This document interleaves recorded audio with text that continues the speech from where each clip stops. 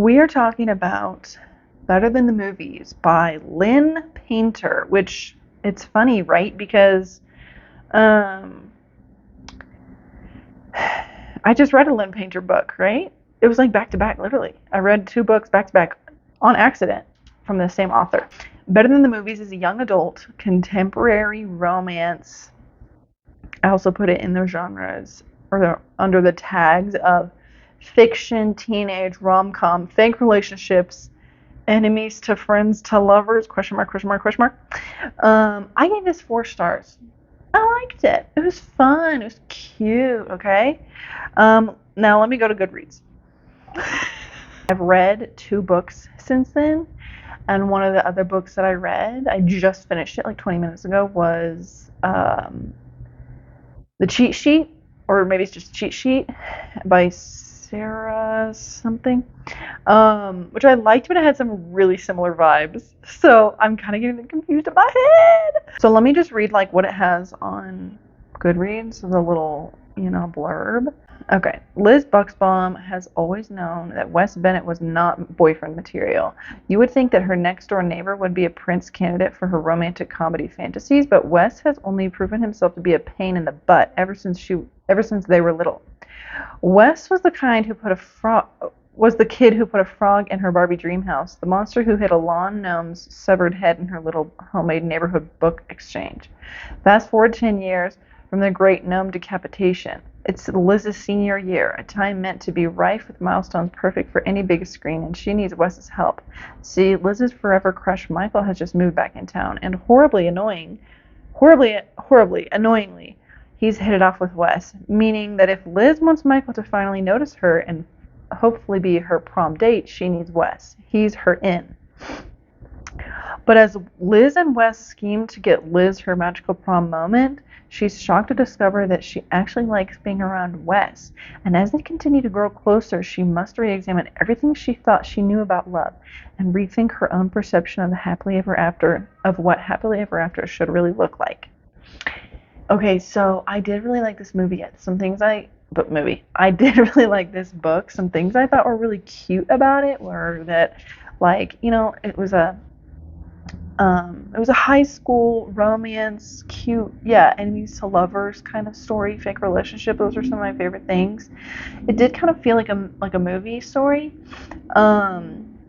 And so it was like a fun little read. It was really fast. I actually listened to it. It was like super fast and just a good time.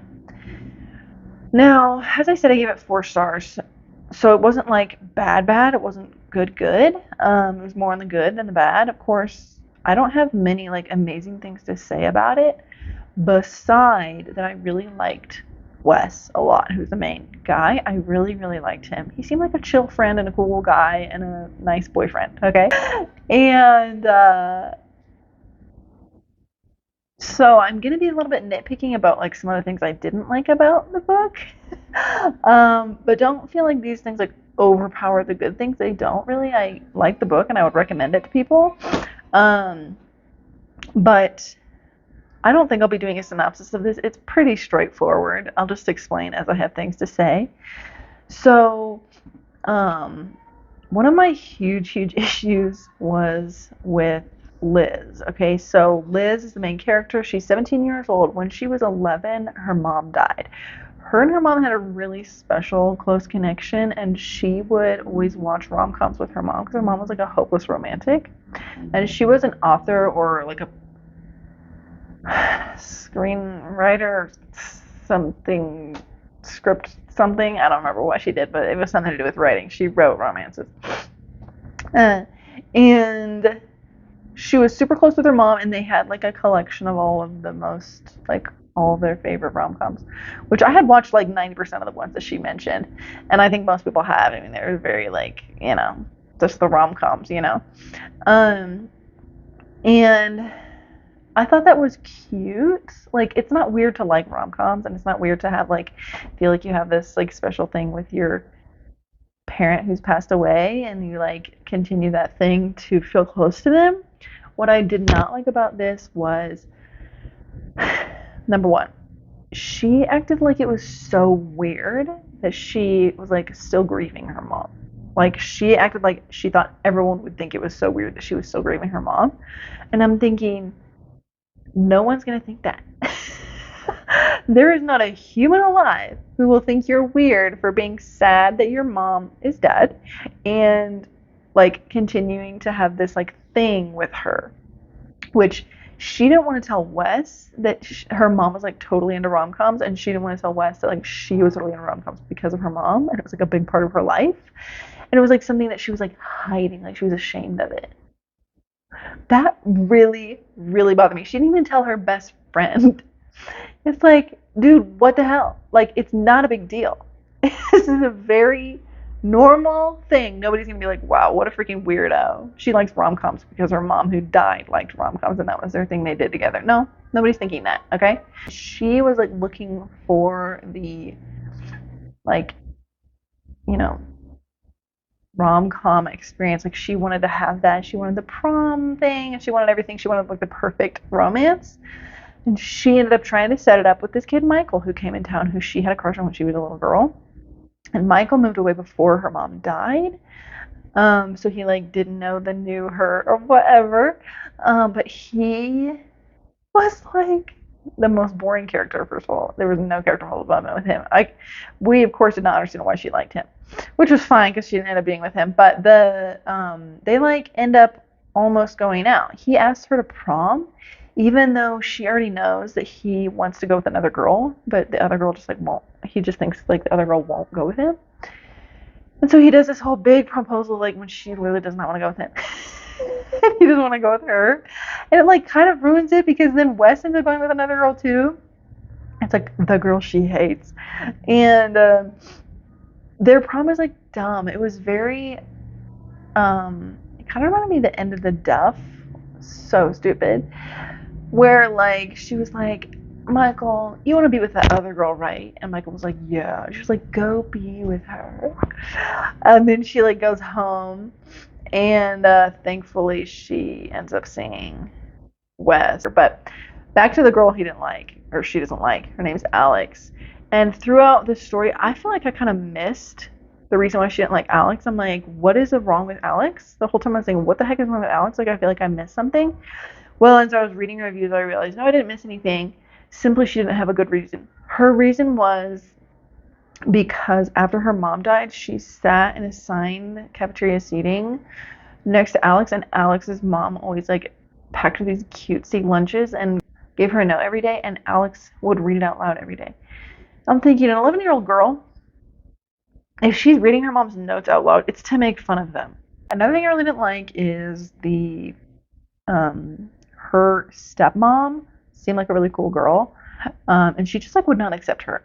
And I understand that she wouldn't accept her, but her reasons for not accepting her were so dumb, and that like she loved her and thought she was so cool, but she refused to even talk to her about the reason why she didn't want to go like prom dress shopping with her.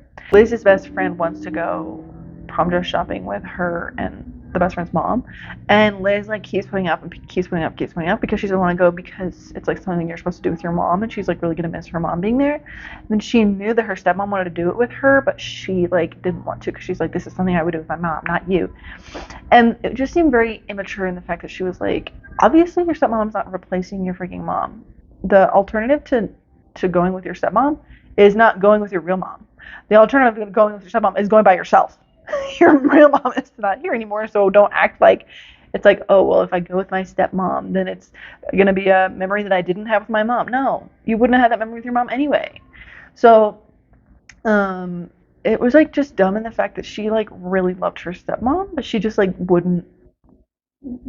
And she didn't say this to her best friend either. And it's like, it's been years, like 6 or whatever years since her mom died, which is like, whatever. It's just a matter of time. Like, that doesn't really mean anything, But all of her close friends have known her for so long without her mom being there that she should be able to talk to them about, like, hey, there's some things I don't want to do because, like, or she doesn't even have to be that blunt about it. She can beat around the bush if she wants to and just talk about how it's hard to do things that you're supposed to do with your mom when her mom isn't there. And like, of course the stepmom was so understanding of that. And the stepmom said, she was like, I am not replacing your mom. Period. I'm not replacing her. I'm not trying to either. One thing that really bothered me too about this stepmom was she seemed really cool, but there was one scene where they talked about her driving a Dodge Challenger, and she said like something that when they were like at the shop or something, and the guy asked her why she wanted to drive a guy's car. She said this long-winded thing as to say like a Dodge Challenger is obviously a guy. So isn't it kind of gay for a guy to drive a guy? That's kind of the vibe I got from it. She went on and on about how like I just feel the power. I'm so attracted to the blah blah whatever of the Dodge Challenger. I was like, okay, this is not giving what she wanted it to give. It was weird, and I didn't like that. Okay, so anyway, on to the things I did like more. Just as I said, Wes. I really liked Wes. He was like actually a cool dude, and the weird thing was that like they went to school together, and she just like didn't like him because of their stuff whenever they were like little kids. And um they have this like parking feud where there's one parking space on the street, and like either one of them has to get in, they have to keep trying the other one like to stop the other one from getting it. But they like never talk. It wasn't until the beginning of the book that she felt like she was like, oh, I gotta get to know Wes. And then she got to know Wes, and it was like she literally knew nothing about him. I'm thinking they're next door neighbors, they go to school together, they like share a parking space, and their parents are like friendly, and they like know nothing about each other. Like, please, please, please. She always went, she would like run to her mom's grave and like talk to her mom every day. And it was like this big secret that she had. And when Wes found out about it, she was like so upset. She's like, now he's gonna know I'm a weirdo. Dude, what the heck? Why would you ever think that? Just weird. Yeah, otherwise I liked the book. I wasn't crazy about the ending. It just seemed kind of like meh, a little meh to me. I thought that the prom situation was so blah, and as it is with some of these stories, I just kind of like the ending kind of just like fades to nothing. I I like when a book, you know how I say like epilogues, I hate epilogues, barf. But because it feels like the story just like it goes from the climax, and it just like can it just it's just like a it's just a constant down. Okay, it just there simply is not a single like nothing, no excitement, nothing. I mean, I can only be so happy, and that's climax. Okay, I like when the last line is like, I like the last line to like get you, like, oh, right to the feel. The book with the killerest last line is "The sun is also a star."